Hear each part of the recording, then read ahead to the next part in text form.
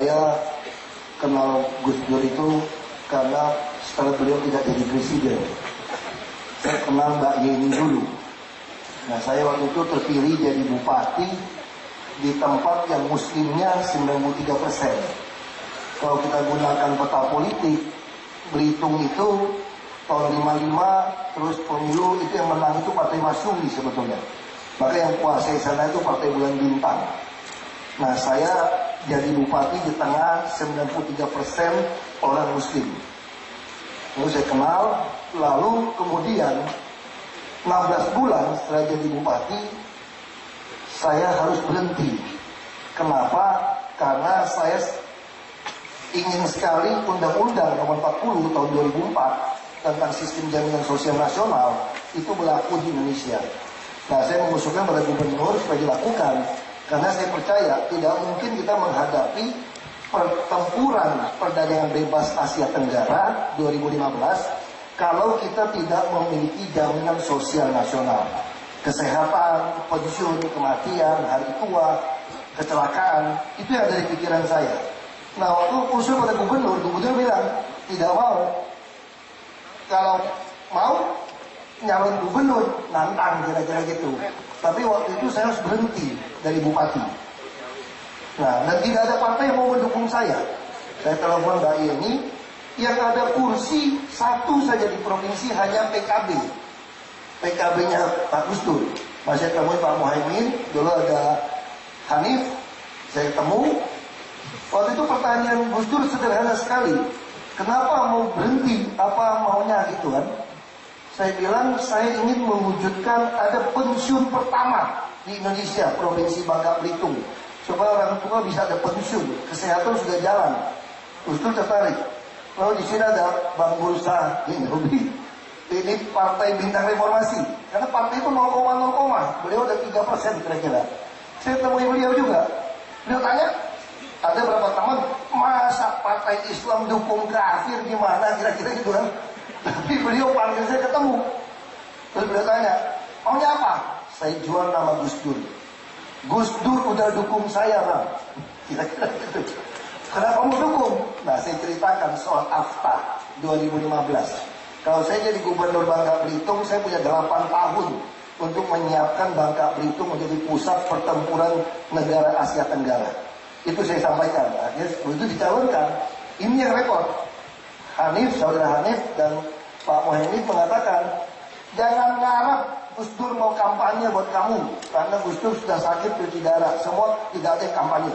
Bahkan calon PKB langsung pun tidak kampanye lagi. Saya bilang, saya akan ngomong sama Gus Dur.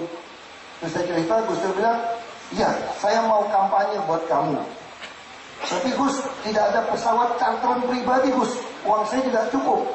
Naik pesawat Sriwijaya Air saja Gus, tidak apa-apa. Tapi pesawatnya terbang jam 6 Gus, nanti tidak apa-apa. Sholat subuhnya gimana Gus?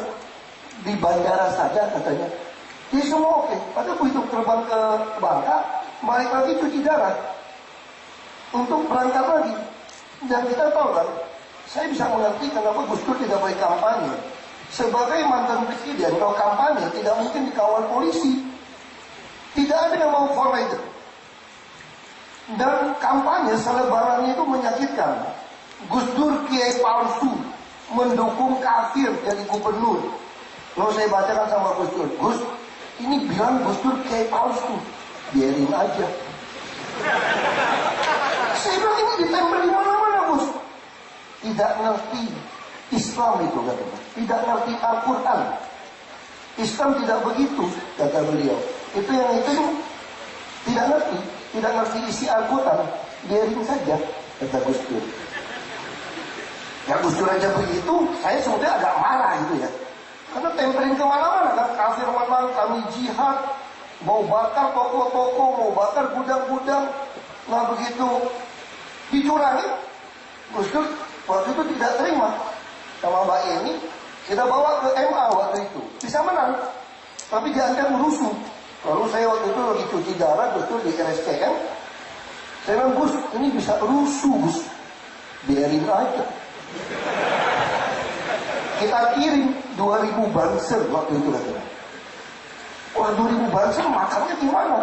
Bikin tenda saja, naik kapal yang kasih makan saja.